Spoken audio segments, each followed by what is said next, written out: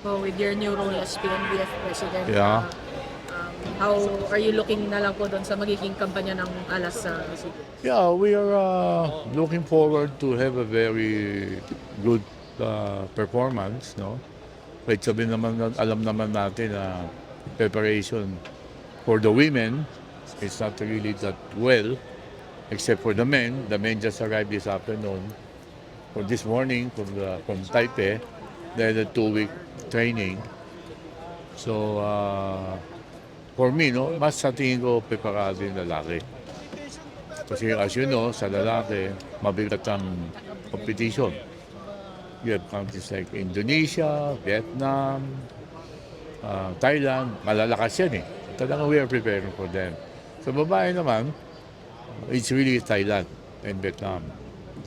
Hopefully, we can beat Indonesia to get bronze, no?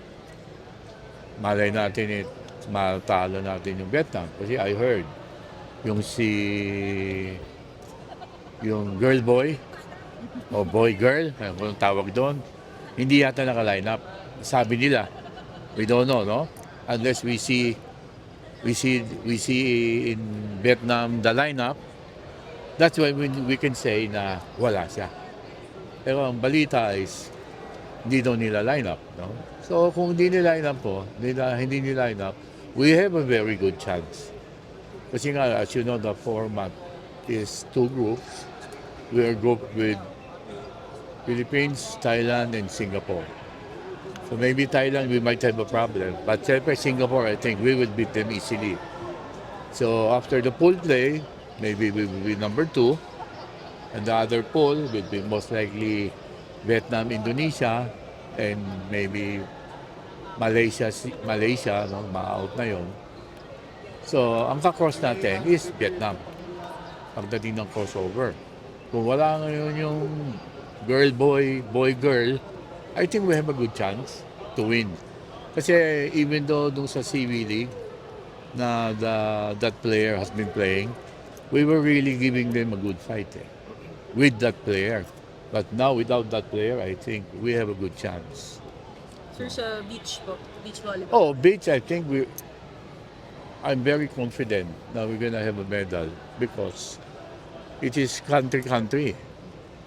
Now our teams, Team 1 and Team 2, as you know in Cambodia, di ba, si saka si Pon, siniwalay eh. When they were as a team in Subic 2019, they got bronze.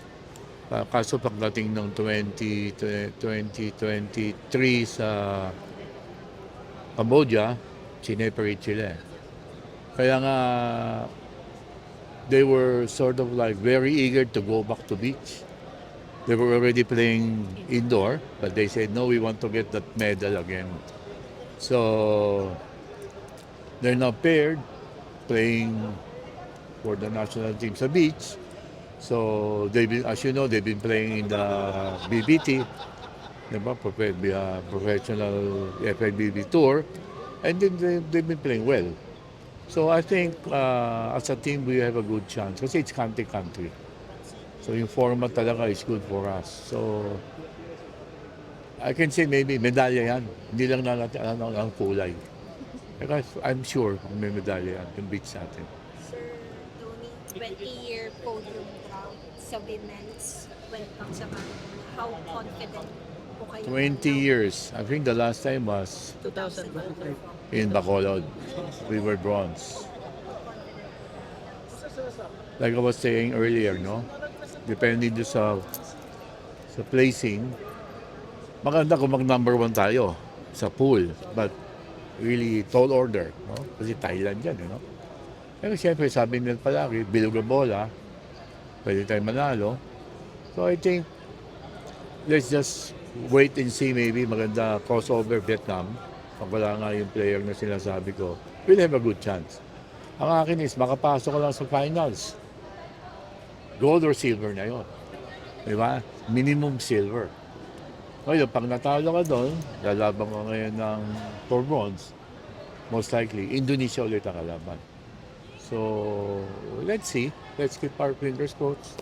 Let's pray na parang walang injuries, kompleto ang lineup, pagdating ng laro. So yun ang ano namin.